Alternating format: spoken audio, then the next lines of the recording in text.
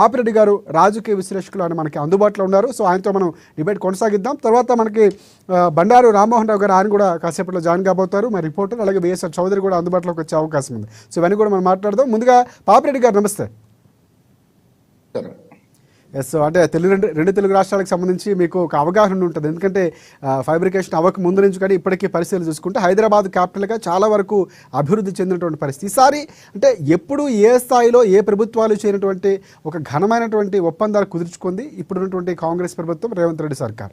So ఈ ఒక రకంగా అభినందించాల్సిన అంశమని మీలాంటి వాళ్ళు చెప్తున్నటువంటి పరిస్థితి. సో ఇక్కడ ముందు తెలంగాణకు వద్దాం. తెలంగాణ ఏపీ అంశాలు మాట్లాడే ముందు తెలంగాణకి ఈసారి ఈ స్థాయిలో పెట్టుబడులు తీసుకురావడంలో ఏ విధంగా ప్రభుత్వం ముందుకు వెళ్ళింది, ఏ అంశాలు కలిసి వచ్చాయనుకోవచ్చు మనం?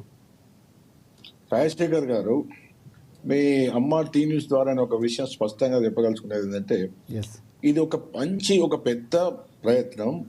ముఖ్యంగా నేను వ్యక్తిగతంగా ముఖ్యమంత్రి రేవంత్ రెడ్డి గారికి మరియు తెలంగాణ ప్రభుత్వానికి కూడా నేను కంగ్రాచులేషన్ చెప్తున్నా. ఎందుకంటే ఇది మామూలు విజయం కాదు, పెద్ద ఘనమైన విజయం. ఎందుకంటే దాదాపు 1,78,000 కోట్ల రూపాయలు పెరిగింది. ఇంకో 7,000 ఫైనలైజ్ అవ్వలేదు. మినిట్ రికార్డ్ ఇంకా ముందుకు వెళ్తుంది. అంటే 1,85,000 కోట్ల వరకు దాదాపుగా ఫైనలైజ్ అవుతున్నది తెలుస్తున్నది.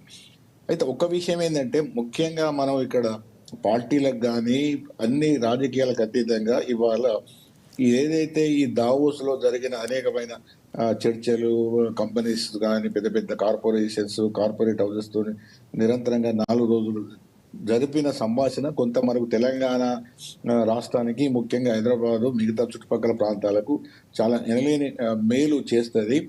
నేను చెప్తున్నా కదా, ఒకవేళ ఉదాహరణకు మనం అనుకుందాం 1,80,000 కోట్ల నుంచి వెళ్ళి అంటే 1,00,000 కోట్లు ఒకవేళ మెటీరియల్ పెట్టుబడి పెట్టినా కూడా చాలా పెద్ద మార్పు ఉంటుంది. ఎందుకంటే ఇవాళ ప్రభుత్వాల దగ్గర డబ్బులు లేవు, ప్రభుత్వాలు పెట్టుబడులు పెట్టి రాష్ట్రాలను అభివృద్ధి చేసే పరిస్థితి లేదు. కాబట్టి ముఖ్యంగా అయితే ఇక్కడ భారతదేశంలో ఉన్న ప్రైవేట్ పెట్టుబడిదారులను పెట్టాలి, లేకపోతే విదేశీ పెట్టుబడిదారులను పెట్టాలి. కాబట్టి విదేశీ పెట్టుబడిదారులకు హైదరాబాద్ చాలా అనుకూలమైన ప్రాంతం. కాబట్టి ఈ అనుకూలమైన ప్రాంతానికి పెట్టుబడి రావడం కోసం ముఖ్యంగా రేవంత్ రెడ్డి గారి బృందం చాలా గట్టిగానే కృషి చేసిందని అనుకోవచ్చు. ఎందుకంటే 1,85,000 కోట్ల రూపాయల ఎంఓయూలు జరిగినాయి అంటే, మెమోరాండం ఆఫ్ అండర్స్టాండింగ్ జరిగినాయి అంటే ఒక గొప్ప విజయంగా మనం అనుకోవచ్చు. అయితే దీనికి కారణం ఏంటంటే, ఇది రాజకీయాలకు అతీతంగా చూడాలి మనం. ఎందుకంటే హైదరాబాద్ అనే ఒక మహానగరం తెలంగాణ రాష్ట్రానికి ఉండడం అనేది ఒక అదృష్టం.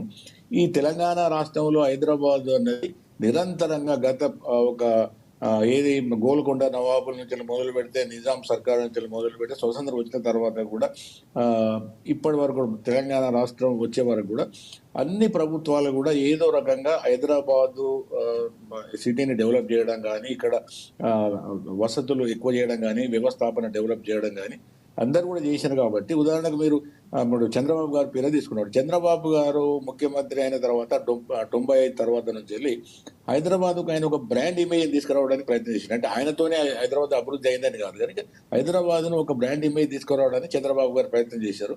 ఆ తర్వాత వచ్చిన వైఎస్ఆర్ రాజశేఖర రెడ్డి గారు కూడా ఏది ఔటర్ రింగ్ రోడ్డు, అంతర్జాతీయ విమానాశ్రయము, లేకపోతే మెట్రో, అంటే ఈ ప్రతి ముఖ్యమంత్రి కూడా తన శక్తి మేరకు ఏదో హైదరాబాద్ను ముందుకు తీసుకుపోవడానికి ప్రయత్నం చేశారు. ఆ తర్వాత వచ్చిన ఇప్పుడు తెలంగాణ రాష్ట్రం వచ్చిన తర్వాత కేసీఆర్, కేటీఆర్ వాళ్ళు కూడా దీన్ని ముందుకు తీసుకుపోవడానికి ప్రయత్నం చేశారు. అయితే ఇప్పుడు మాత్రం ఈ రేవంత్ రెడ్డి గారు ప్రభుత్వం వచ్చిన తర్వాత చాలా తీవ్రమైన ప్రయత్నం చేసి ఈ అందరి రికార్డ్స్ ను అధిగమించడం అనేది ఒక మంచి అభినందనించమైనది, సంతోషకరమైన విషయం. అయితే మీరు ఇంకో విషయం అన్నారు, చంద్రబాబు గారికి ఎందుకు వస్తలేదు. ఇప్పుడు హైదరాబాద్కు పెట్టుబడులు రావడానికి ఒక ప్రధానంగా ఒక 5-6 కారణాలు ఉన్నాయి. హైదరాబాదు ఒక మెట్రోపాలిటన్ సిటీ అయింది, ఒక అవస్థాపన లేదా ఇన్ఫ్రాస్ట్రక్చర్ అన్నది పెద్ద ఎత్తున ఇక్కడ ఉన్నది. ఉదాహరణకు హైదరాబాద్లో ఇప్పటికి కూడా ప్రభుత్వ భూములు అన్నవి చాలా ఎక్కువగా ఉన్నవి. ఈ కంపెనీస్ ఏమడుగుతాయంటే, మేము ఒక పరిశ్రమ పెడుతున్నాం, కంపెనీ పెడుతున్నాం, మాకు మీరు స్థలం ఇవ్వాలి, ఆ స్థలం కూడా మీకు ఫ్రీగా ఇస్తే మేము తొందరగా వచ్చి కంపెనీ పెడతాం, లేకపోతే తక్కువ ధరలకు ఇవ్వాలి, ఉచితంగా నీరు ఇవ్వాలి, ఉచితంగా లేదా తక్కువ ధరలకు కరెంట్ ఇవ్వాలి, రవాణా సౌకర్యాలు ఉండాలి, మ్యాన్ పవర్ ఉండాలి, తర్వాత ల్యాండ్ ఆర్డర్ ఉండాలి, ప్రభుత్వం కంటిన్యూటీ ఉండాలి. ఇవన్నీ కూడా అదృష్టవశాత్తు హైదరాబాద్ బాగున్నాయి. తర్వాత తెలంగాణ గవర్నమెంట్స్ కూడా, అంతకుముందు టీఆర్ఎస్ గవర్నమెంట్ కానీ ఇప్పుడు కాంగ్రెస్ గవర్నమెంట్ కానీ రాజకీయ స్థిరత్వం ఉన్నది, రాజకీయ అస్థిరత్వం లేదు. కాబట్టి హైదరాబాద్ ముందుకు పోతున్నది, హైదరాబాద్తో పాటుగా తెలంగాణ ముందుకు పోతుంది. కానీ రాజశేఖర్ గారు మీరు ఏదైతే ఇప్పుడు ఆంధ్ర గురించి మాట్లాడిందో, చంద్రబాబు గురించి మాట్లాడిందో, ఇప్పుడు అక్కడ సమస్య ఏంటంటే ఆంధ్రప్రదేశ్లో ఈ పెట్టుబడులు ఒకవేళ నిజంగానే చంద్రబాబు గారు పోయి అడిగినప్పటికీ కూడా పెట్టుబడులు ఎక్కడ పెట్టాలి? అమరావతి అభివృద్ధి కాలేదు. వాళ్ళకు ఉన్నదే ఒకటి అంతో ఇంత అనుకూలమైన ప్రదేశము లేదా సిటీ అనేది ఒక విశాఖపట్నం, వైజాగ్ మాత్రమే. ఆ వైజాగ్ను కూడా అటు వైసీపీ మధ్య, ఇటు తెలుగుదేశం మధ్య, లేకపోతే అటు అమరావతి వైసీపీ తెలుగుదేశం మధ్య జరిగిన అనేకమైన ఈ రాజకీయ ఏవి ఆటుపోట్ల మధ్య ఆంధ్రప్రదేశ్కు ఒక చెప్పుకోదగ్గ స్థాయి ఒక పట్టణం అంటూ డెవలప్ కాలేదు. ఆ పట్టణం లేనప్పుడు విదేశీ పెట్టుబడులు పెద్ద ఎత్తున రావడానికి అవకాశం లేదు. చంద్రబాబు గారు ఎంత మనం అక్కడ పోయి చెప్పినా కూడా వాళ్ళు ఎక్కడ పెడతారు? ఇప్పుడు ఉదాహరణకు అమరావతిలో పెడదానికి కూడా అమరావతిలో ప్రభుత్వ స్థలాలు లేవు, అక్కడ పెద్ద సిటీ పెరిగే అవకాశం లేదు, ఎటువంటి వ్యవస్థాపన లేదు, స్కిల్ లేదు, అది ఏమీ లేదు. వైజాగ్ కొంత అనుకూలంగా ఉండగానే వైజాగ్ను మళ్ళీ జగన్మోహన్ రెడ్డి పోయిన తర్వాత, చంద్రబాబు వచ్చిన తర్వాత దాన్ని మళ్ళీ పక్క పెట్టడం జరిగింది. కాబట్టి ఇప్పటికి కూడా నాకు ఉద్దేశం ఇప్పుడు కాదు, భవిష్యత్తులో ఇంకా 5-10 సంవత్సరాలలో కూడా ఆంధ్రలో పెద్ద ఎత్తున పెట్టుబడులు వచ్చే అవకాశం లేదు.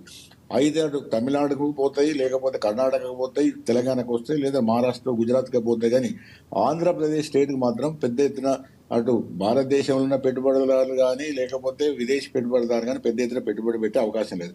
ఉదాహరణకు జగన్మోహన్ రెడ్డి గారి ప్రభుత్వంలో అదాని గారు పెద్ద ఎత్తున ముందుకు వచ్చినప్పుడు ఇదే తెలుగుదేశం ప్రభుత్వం కానీ వీళ్ళు దాన్ని అదాని అని చెప్పి దాన్ని బదనాం చేయడం జరిగింది. కాబట్టి ఈ విదేశ అంటే మన దేశంలో ఉన్న పెట్టుబడిదారులు కూడా పెద్ద ఎత్తున ఆంధ్రకు వచ్చే అవకాశం లేదు. కాబట్టి ముఖ్యంగా ఆంధ్రప్రదేశ్కు తెలంగాణ రాష్ట్రానికి మధ్య చాలా వ్యత్యాసాలు ఉన్నాయి. కాబట్టి చంద్రబాబు గారు గురువు అయినా, రేవంత్ రెడ్డి గారి శిష్యుడు అయినా కూడా ఇక్కడ హైదరాబాద్